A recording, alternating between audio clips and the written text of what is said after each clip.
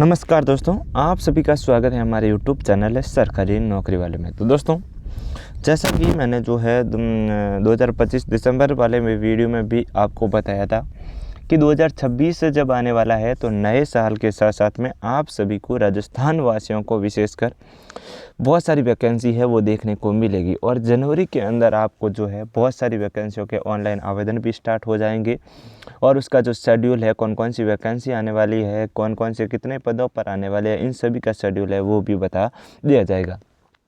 तो बहुत सी वैकेंसियों का है जो नोटिफिकेशन जारी हो चुके हैं दोस्तों, और इनमें से एक है वो इतिहास की सबसे बड़ी, राजस्थान की सबसे बड़ी वैकेंसी एलडीसी वैकेंसी है। वो लगभग 10,644 पदों पर है वो आ चुकी है दोस्तों।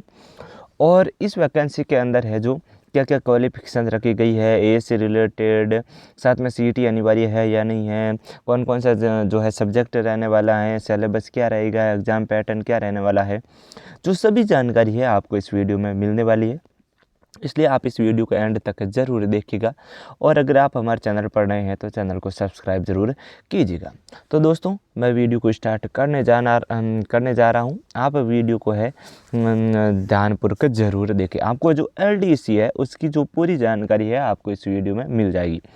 दूसरी जगह आपको कहीं पर भी वीडियो देखने की ज़रूरत नहीं पड़ेगी, आप सीधे अप्लाई कर पाएंगे। तो सबसे पहले हम इस वैकेंसी के बारे में बात कर लेते हैं। तो वैकेंसी के बारे में बात करने से पहले आपको इस वैकेंसी की जानकारी होना ज़रूरी है।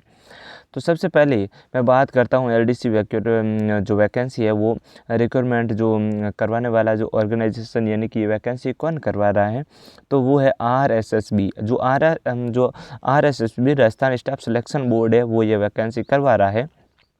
पोस्ट आपकी इसके अंदर क्लर्क ग्रेड सेकंड और जूनियर असिस्टेंट की पोस्ट रहने वाली है दोस्तों। और इसके अंदर टोटल पोस्टें की मैं बात करूँ, इसके अंदर आपकी टोटल पोस्ट है आपकी 10,644 इसके अंदर टोटल आपकी पोस्ट है इसके अंदर देखने को मिली है दोस्तों। और इसके अंदर सैलरी की मैं बात करूँ तो पे मैट्रिक लेवल 5 के तहत आपकी सैलरी मिलेगी, यानी कि इसके अंदर आपकी सैलरी भी बहुत अच्छी खासी देखने को मिलती है दोस्तों। यानी पे मैट्रिक लेवल 5 के तहत आपको सैलरी है जो अच्छी खासी है, जैसा कि आप सभी को पता है, देखने को मिल सकती है। जॉब लोकेशन आपको राजस्थान के अंदर आपकी जो है जॉब लगने वाली है दोस्तों। कैटेगरी की मैं बात करूँ तो आरएसएसबी एलडीसी रिक्वायरमेंट 2026 आपकी एक कैटेगरी रहेगी। इसके जो फॉर्म है वो ऑनलाइन मोड से भरे जाएंगे। एप्लीकेशन फॉर्म की डेट की मैं बात करूं तो महत्वपूर्ण डेट यहां पर बताई गई है दोस्तों। एप्लीकेशन फॉर्म यानी कि इसके जो ऑनलाइन आवेदन है वो 15 जनवरी 2026 से स्टार्ट हो जाएंगे। 15 जनवरी 2026 से इसके ऑनलाइन आवेदन स्टार्ट हो जाएंगे दोस्तों। ध्यानपूर्वक सुन लीजिए, 15 जनवरी 2026 से फॉर्म स्टार्ट हो जाएंगे। एप्लीकेशन की लास्ट डेट 13 फरवरी 2026 रहेगी। 13 फरवरी 2026 के बाद इसके अंदर आप है जो ऑनलाइन आवेदन नहीं कर पाएंगे। जैसा कि आप सभी को पता है एलडीसी के जो है बहुत से स्टूडेंट है वो तैयारी कर रहे हैं, और वो ये वैकेंसी है बहुत ही अच्छी खासी वैकेंसी है राजस्थान सरकार के तहत। तो एग्ज़ाम की डेट की मैं बात करूं तो 5 से 6 जुलाई 2026 को आपको इसके अंदर एग्ज़ाम है आपके होने वाले हैं दोस्तों। अब अगला स्टेप है आपके सामने, वो है पदों के विवरण के बारे में, यानी कि जो 10,644 पद है वो कौन कौन से हैं जो सत्रों में आपके सामने देखने को मिल सकते हैं। तो गैर अनुसूचित क्षेत्र की मैं बात करूं जिसके अंदर 9,642 पद है, और अनुसूचित क्षेत्र के अंदर 1,002 पद इसके अंदर रखे गए हैं दोस्तों। अब मैं विभाग के अनुसार आपको है जो इसके अंदर कौन कौन से पद है वो बात कर लेते हैं। तो देखिए यहाँ पर दोस्तों,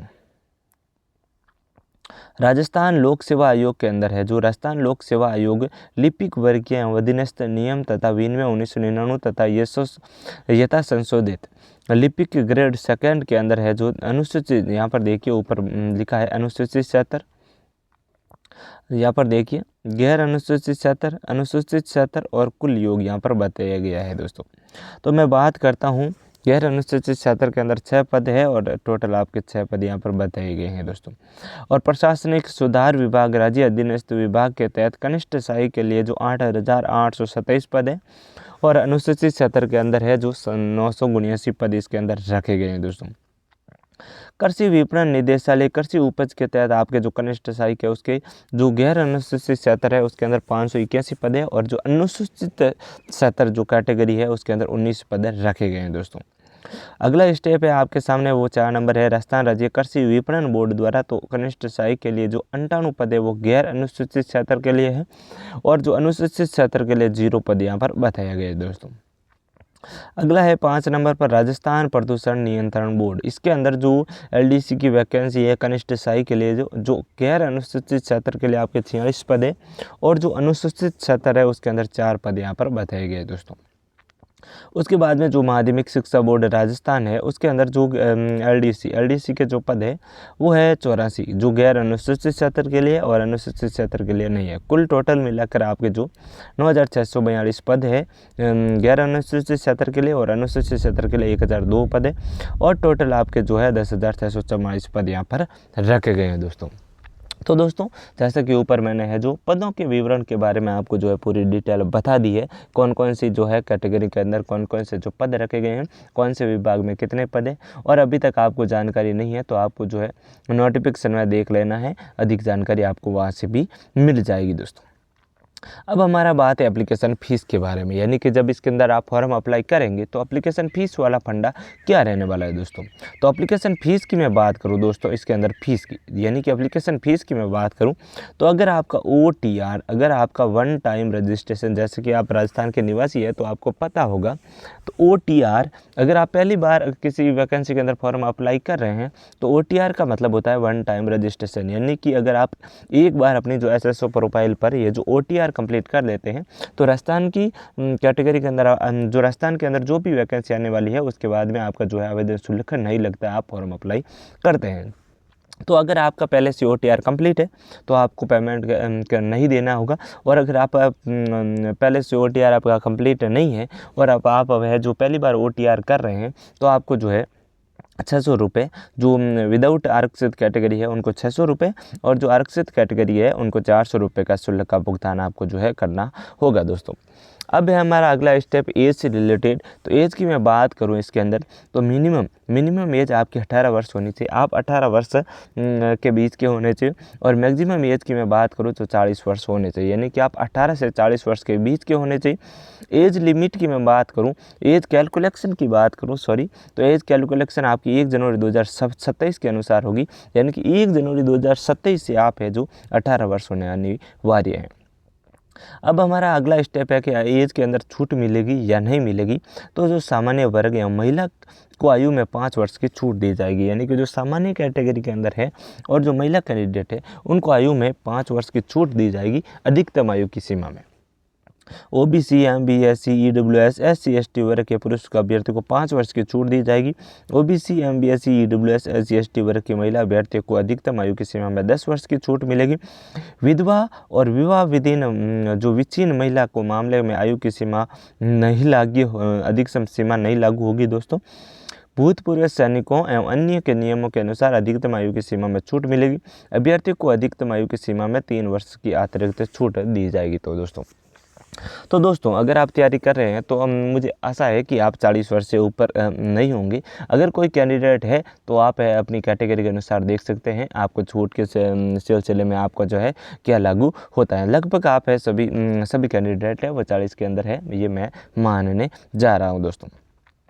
अब हमारा अगला जो स्टेप है वो बहुत ही इम्पोर्टेंट है दोस्तों, एजुकेशन क्वालिफिकेशन, यानी कि सबसे पहली बात है, बाकी काम बाद में, पहला होता है कि इसके अंदर जो है योग्यता क्या होनी चाहिए। जो शैक्षणिक योग्यता है, स्कूली शिक्षा है, वो कहाँ तक है जो रखी गई दोस्तों। तो राजस्थान LDC भर्ती के लिए अभ्यर्थी को 12वीं कक्षा पास होना चाहिए, यानी कि आपको जो है 12वीं कक्षा तो पास होना ही चाहिए। साथ ही अभ्यर्थियों को पास RSCIT या समकक्ष डिप्लोमा होना चाहिए, यानी कि आपको जो कंप्यूटर की डिग्री है RSCIT या फिर तो जो टैली है वो आपका कंप्लीट हुआ होना चाहिए, या फिर आपका जो कंप्यूटर से रिलेटेड जो भी डॉक्यूमेंट है, जो भी डिग्री है आपकी कंप्लीट हुई होनी चाहिए।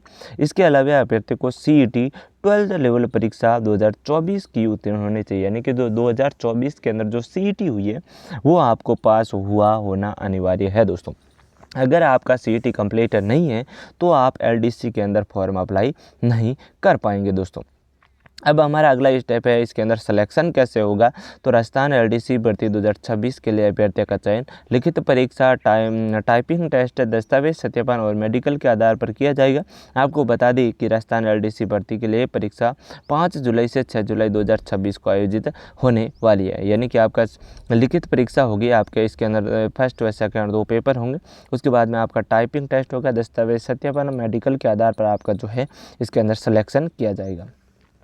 अब मैं बात करता हूँ इसके अंदर एग्ज़ाम पैटर्न, यानी कि इसके अंदर जो एग्ज़ाम पैटर्न है वो कैसा रहने वाला है। तो प्रश्न पत्र, अवधि, अंक। तो सामान्य ज्ञान, दैनिक विज्ञान और गणित जो 3 घंटे का टाइम है आपको दिया जाएगा और 100 अंक का होगा जो फर्स्ट पेज में। सामान्य हिंदी और अंग्रेजी के अंदर है जो 2-3 घंटे का टाइम है आपको 100 नंबर का आपको इसके अंदर होगा। यहाँ पर देखिए, इसमें लिखित परीक्षा के 2 पेपर आयोजित किए जाएंगे जो प्रत्येक पेपर 3 घंटे का होगा। यानी कि आपके जो 2 क्वेश्चन पे 2 इसके अंदर है आपके एग्ज़ाम होने वाले हैं जिसके अंदर आपको 3-3 घंटे का टाइम मिलेगा। इसमें प्रत्येक पेपर में 100 अंकों का आयोजित होगा, यानी कि पर पेपर आपका 100 अंक का आयोजित होगा। ये परीक्षा ऑफलाइन मोड में OMR सीट पर आधारित होगी, यानी कि जो OMR सीट है उस पर आधारित होगी। ये जो 2 एग्ज़ाम होने वाले हैं आपकी, इस परीक्षा में नेगेटिव मार्किंग 1/3 भाग रखी गई है। तो जैसा कि आप सभी के डाउट होता है, नेगेटिव मार्किंग इसके अंदर जो है स्पष्ट बता दिया गया है, नेगेटिव मार्किंग इसके अंदर रखी गई है।